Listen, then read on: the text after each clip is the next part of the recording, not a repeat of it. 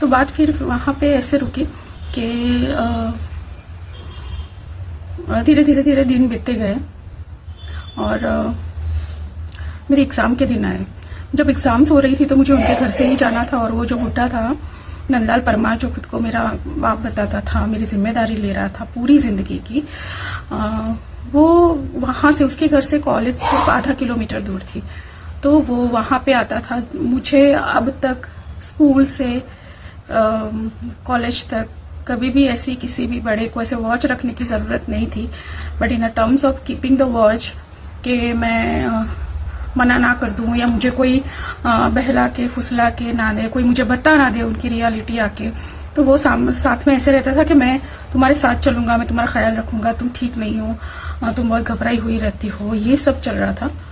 तो एग्जाम में पूरे एग्जाम तक वो मेरे साथ में आया गया ना। मैं एग्जाम में ठीक से कुछ लिख पाती थी क्योंकि मेरा पूरा ध्यान मेरी मम्मी के ऊपर रहता था। वो लोग घर पे मम्मी को बहुत टॉर्चर करते थे, उनको वो जैसे काम वाली है वैसे ट्रीट करते थे, मम्मी से पूरा काम करवाते थे, घर का झाड़ू कराते थे, पोछा कराते थे, बर्तन धुलवाते थे, कपड़े करना या कुछ अनाज है घर का वो साफ सफाई करवाना, ऐसे सिर्फ मम्मी को अकेला बिठा देते थे। और नंदलाल की जो पत्नी है, जो मेरी माँ है, संजय की माँ है, जो वो इतनी एज थी, वो पूरा दिन मेरी मम्मी के ऊपर, जैसे वो उनकी सास है वैसे हर चीज के लिए उनको टॉर्चर करती थी। क्यों बैठते हो, क्या बोलते हो, अभी इतनी एज में मेरी मम्मी ने इतने बड़े बच्चे कर दिए हैं, तो क्या वो अभी उनकी सास बनके उनको टॉर्चर कर सकती थी?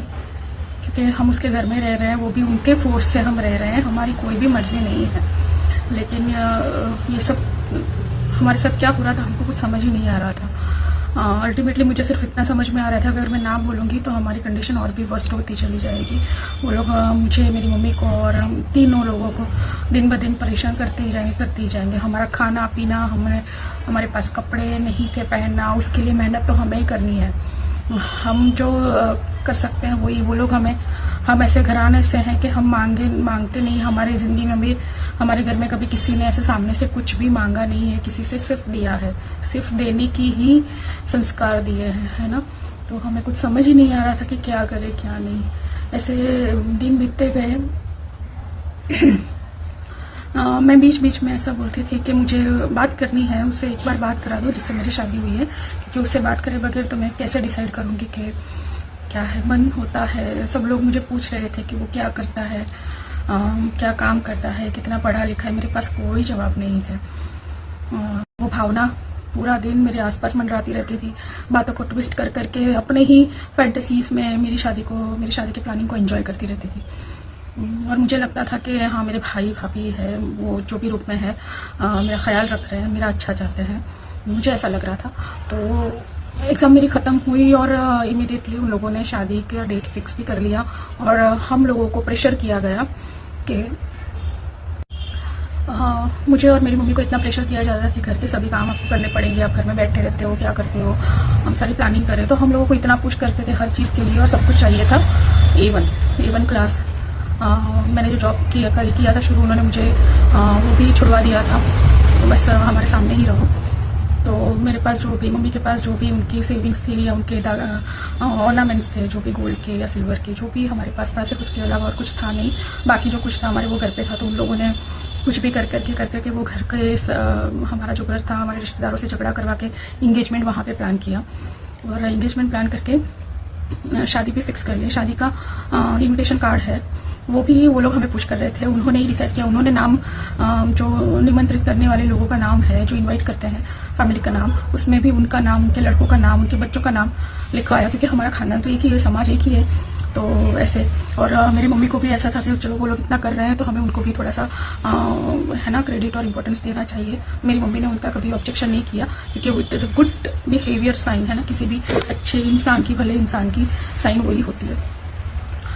तो उन्होंने ही इन्विटेशन कार्ड प्रिंट करवाने के लिए दे दिए। खर्चा सब कुछ हमने किया है, उन्होंने 1 रुपया भी खर्चा नहीं किया, लेकिन हमसे पुश करके हमारा पैसा हमसे खर्च करवाया, हमारी शादी हमको कराई, हमको धकेलते गए।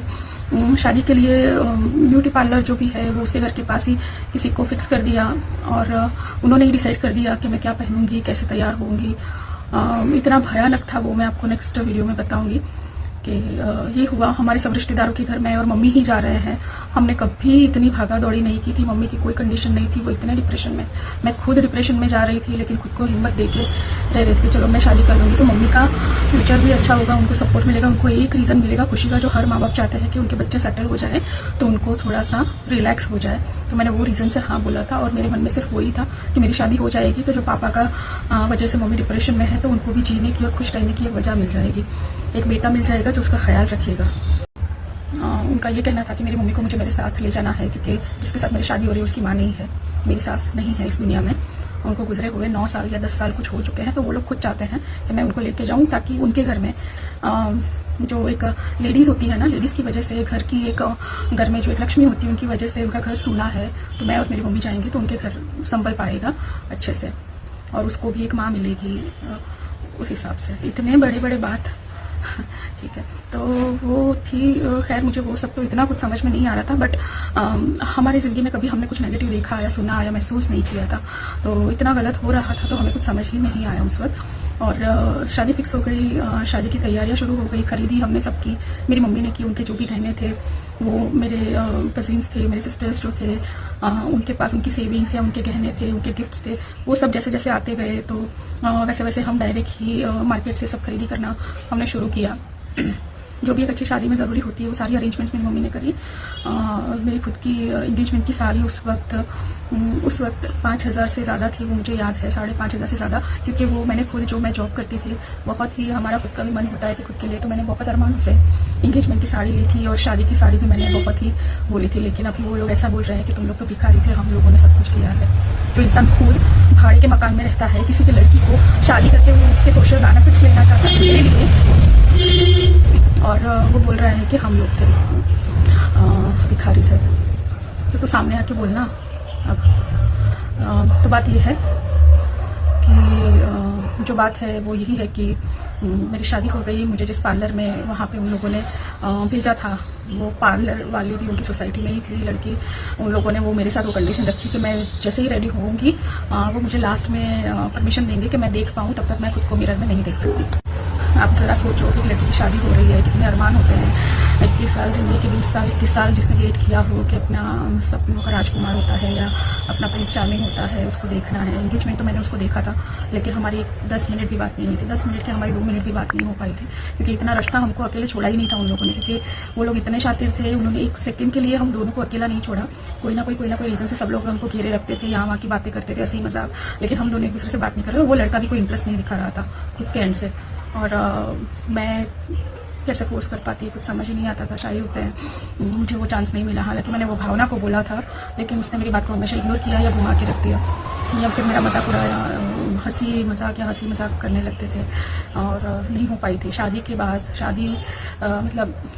हम बताना चाहती थी कि एंगेजमेंट के लिए रेडी मैं खुद हुई थी, तब तो कुछ ज़्यादा नहीं कर पाई। बस मैंने वो जो साड़ी लिया था वो खुद ही मेकअप किया था। रिस्ट्रिक्शन था कि मैं मेरी एंगेजमेंट में और मेरी शादी में भी किसी के दोस्त को भी ना बुलाऊं, क्योंकि नंदलाल का और संजय का, भावना का, उसके संजय की माँ का, सबका ये कहना था कि दोस्त लोग घर तोड़वाते हैं। मैं किसी दोस्त को बुलाने की जरूरत नहीं, तुम सिर्फ खुद का सोचो, खुद का ही सोचो। सुनने में तो बात मेरे वेलफेयर की लग रही, बहुत अच्छी मेरे बारे में सोच रहे ऐसा लग रहा है, पर ऐसा बिल्कुल भी नहीं था। तो फिर सिर्फ मेरी एक दोस्त, जिसको पता चला मेरे घर के पास रहती थी, उसको मैं काफ़ी दिनों से दिख नहीं रही थी, तो उसको कैसे उसने खुद ही पता किया कि कहाँ गई ये सब हुआ, तो वो खुद ही आ गई थी। तो मेरी वो एक दोस्त थी, उसको भी उन लोगों ने 5-10 मिनट में बोल के भगा दिया कि तुम यहाँ पे नहीं बैठ सकती हो। तो बस वो आई, थोड़ा सा मुझे विश किया, 5-10 मिनट बैठी, उसकी इंसल्ट कर दी और उसको भगा दिया, तो वो चली गई थी। तो ऐसे मेरी एंगेजमेंट हुई, और फिर बात आई शादी की। एंगेजमेंट से और शादी के बीच मैंने बहुत बार रिक्वेस्ट किया, तो आपको पता ही है, मैं अगले वीडियो में बता चुकी हूँ कि जब भी बात करने की बात करती थी तो मेरे साथ क्या होता था, और या तो फिर कॉल आए या ये लोग करे, तो भावना ही बात करती थी। तो फिर बात हुई कि शादी के दिन हम गए जहाँ पे हॉल रखा था। हॉल में वेट कर रही थी कि मेरे भाई, मेरे रिश्तेदार, मेरे मामा मामी, मासा मासी, ऐसे हमने जिन लोगों को इनविटेशन दिया वो सब लोग आए। लेकिन ज़्यादातर वो लोग आए और ऐसे आए कि जैसे कि ये शादी से कोई खुश नहीं था। वो लोग चाहते ही नहीं थे कि मेरी शादी ऐसे हो सकती है। मुझे कभी इन लोगों की वजह से मेरे रिश्तेदारों ने कोई एफर्ट्स नहीं किया, क्योंकि इन लोगों ने सबको डरा दिया था। और वो बात मुझे 14 साल के बाद पता चली है कि आप लोग कोई मना मत करना, हमको जो करना है करने दो। अंदर की बात तो अभी तक कोई मुझे बता नहीं रहे, लेकिन वो लोग सब नाराज़गी बता रहे हैं कि जब तुम हमको कुछ नहीं समझती हो, तुम सब कुछ जाके इन लोगों को बोल रही हो, तो फिर हम क्या ही बोले। उनके हिसाब से सही भी है, और मैं बहुत छोटी थी, मैंने कभी कोई सोशल परफॉर्मेंस की ही नहीं है। रिश्ते, सामाजिक रिश्तों में कभी मेरा इन्वॉल्वमेंट हुआ नहीं था। अभी सिर्फ पढ़ाई कर रही थी घर पे, मम्मी पापा, 4 लोगों की दुनिया होती है लड़की की, बस वही मेरी दुनिया थी। फिर मंडप पे लेके गए, ब्यूटी पार्लर से मंडप तक वो लोग लेके गए। उन लोगों ने मुझे हमेशा, उन लोगों ने, और जिससे मेरी शादी थी उसके काका, मतलब उसके पिताजी का भाई, जो संजय के घर के बहुत नजदीक रहते थे, उनका खानदान इतना बड़ा था, उनके घर की लेडीज वो सब मिलके, इतना मतलब मिलके हम लोगों के आसपास घुमराते रहते थे। मेरी मम्मी को एक अलग जगह पे उन लोगों ने क्राउड करके रखा था, मुझे अलग जगह। हम दोनों को एक दूसरे से बात ही करने का चांस नहीं देते थे, मिलने ही नहीं देते थे, किसी भी तरीके से कोई कॉन्वर्सेशन, कोई कम्युनिकेशन हो पॉसिबल वो करने नहीं देते थे। मैं अलग माहौल में कुछ और सोच रही हूँ, मेरी मम्मी अलग माहौल में मेरे लिए कुछ और कर रहे हैं। उनसे शादी के लिए जो भी रिचुअल्स होते हैं, जो भी रस्म होती है, वो बाय फोर्स करा रहे हैं, उनको टॉर्चर कर रहे हैं। वो मैं एक जगह पे बैठ के देख रही हूँ उनको। मैं पूछ भी रही हूँ कि मेरी मम्मी को इतना घेर के क्यों रखे हैं सब लोग, इतना घेर के क्या बोल रहे हैं सब लोग उनको। मेरी मम्मी ऊपर क्यों नहीं देख रही, मेरी मम्मी ऐसे बस नीचे एक एक चीज को, मतलब जैसे वो लोग टॉर्चर कर रहे हैं और वो करे जा रहे हैं, करे जा रहे हैं, करे जा रहे हैं, जैसे है ना। वो मैं देख रही थी, लेकिन मुझे कुछ और स्टोरी बता रहे हैं वो लोग कि मेरी मम्मी को इतना घेर के क्यों रखे हैं सब लोग, इतना घेर के क्या बोल रहे हैं सब लोग उनको। मेरी मम्मी ऊपर क्यों नहीं देख रही, मेरी मम्मी ऐसे बस नीचे एक एक चीज को, मतलब जैसे वो लोग टॉर्चर कर रहे हैं और वो करे जा रहे हैं, करे जा रहे हैं, करे जा रहे हैं, जैसे है ना। वो मैं देख रही थी, लेकिन मुझे कुछ और स्टोरी बता रहे हैं वो लोग, मुझे हवा में उड़ा रहे हैं कि तुम्हारा अच्छा हो रहा है, तुम्हारी शादी हो रही है, तुम सिर्फ, क्योंकि उन लोगों को तो ये चीज़ एंजॉय करनी है, उन लोगों को तो मुझे एक तैयार करना है कि जिससे शादी हो रही है वो एंजॉय कर पाए, इसलिए मुझे वो लोग प्रेशर अलग तरीके से दे रहे थे। तो ये सब चीज़ें चल रही थी। मेरे मामा मामी सब लोग आए, लेकिन उन लोगों को भी ऐसे एक एक लोग को 4 लोग, 6 लोग, 10 लोग घेर लेते थे। एक रस्म या 1 मिनट के लिए उनको आधा घंटा टॉर्चर करके, सर्कुलेट करके, उनको एक माहौल बना के फिर वो रस्म करवा के साइड में फेंक देते थे। जैसे ये मेरे ससुर का लैंग्वेज है, बोले हो गया खत्म, फेंक दो। शादी की रस्म होते होते भी हमारी कोई बात नहीं हुई। मैं पूरा सा लोड थी, हमेशा प्रेशर में थी। शादी खत्म हुई, रस्म सभी पूरी हुई, और शादी के वक्त के माहौल में तो आपको पता है बात करने की तो कोई चांस ही नहीं थी। वो सामने देखता भी नहीं था, हम दोनों की कोई बात नहीं होती थी। एंड अभी आजकल जब मेरी तो ऐसी थी कि जैसे मैं कोई एक टॉय हूँ, बस मुझसे कोई बात नहीं कर रहा है, मुझे सजाया जा रहा है डॉल के जैसे, मुझे बिठाया जा रहा है, उठाया जा रहा है, ये सब हो रहा था, मुझे हंसना पड़ रहा था, ये सब मेरे साथ हुआ। शादी की रस्म खत्म होते हुए वो लोग मंगलसूत्र भी लेके नहीं आए थे guys, you know, same day. फिर बातें चली, कुछ रिश्तेदार हमारी तरफ थे, हमारी तरफ से जो थे, जो उनकी तरफ से थे, जो ओल्ड लोग थे ना, जो हमारे में वडील बोलते हैं, जो बुजुर्ग लोग, उन्होंने बोला कि मंगलसूत्र तो पहनाओ। पंडित जी ने बोला मंगलसूत्र पहनाओ। मंगलसूत्र नहीं था, स्पॉन्टेनियस वो गए और मंगलसूत्र उन्होंने कोई भी मतलब नजदीक की दुकान से खरीदा मेरे ससुर ने, और फिर पहनाया मुझे। और ऐसे विदाई हुई। दिन की शादी थी और शाम को मेरी विदाई हुई, और लेके गए थे मेरे काका जी ससुर के वहाँ पे, जो घर हमको बोला गया था कि उनका है, जहाँ पे सारी रस्में हुई थी, हमारी सगाई की रस्में हुई थी, हमारी पग फेरे की रस्म भी वहीं पे ही उन्होंने जाने के बाद, विदाई के बाद पहुंचे और पूछा तो वहीं से करवाई। बोले ये है आपका घर, आपको जहाँ रहना है आप रह सकते हो। दूसरा घर है तो अहमदाबाद के नज़दीक गांधीनगर, वहाँ पे है, और गांधीनगर में ही मेरी ननद जो है जिसका नाम राखी है, उसकी सगाई भी फिक्स की हुई है। तो शादी के बाद वो वहाँ चली जाएगी, तो आप वहाँ पे भी रह सकते हो, या तो फिर आपको पसंद आए तो फिर जो मेन ससुराल है, जहाँ मेरे फादर इन लॉ और वो लोग अभी बसे हुए हैं, वहाँ पे रह रहे हो। लेकिन हमको ये बताया नहीं था कि वो लोग परमानेंटली वहाँ पे ही रहते हैं।